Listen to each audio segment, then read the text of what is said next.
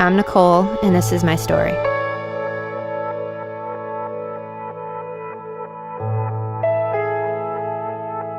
I grew up knowing about Christ. My mom would bring me to her prayer group when I was a child, and these women always had a word of encouragement from God. I had no doubt that there was a God, but over time, I wanted independence, and I just didn't want to listen to anyone else.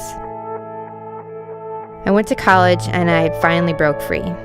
Unfortunately, each decision I made brought me further from the God that I knew. Each poor decision brought more regret to the point where I didn't care and sought it out. There wasn't a day where I didn't drink, smoke pot, pop pills, or use cocaine. I was on a high or a low. I ended up going to jail for drunk driving and was put on probation for a while.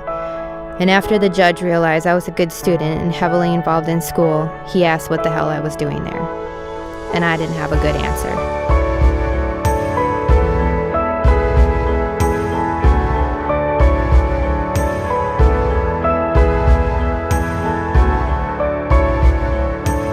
Probation was over and I ended up in San Diego for more of the same lifestyle.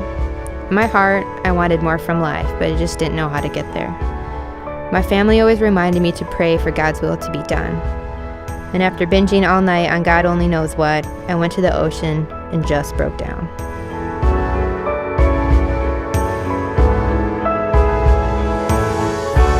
I remember looking out at the ocean and asking myself what I was doing with my life.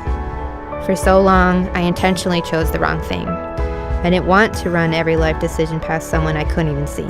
I just refused to listen to the wise voices in my life. Sitting on the beach, I remember asking myself, I am a Christian, right?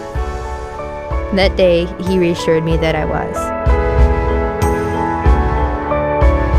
Shortly after, I got a call from my mom reassuring me that God was everywhere.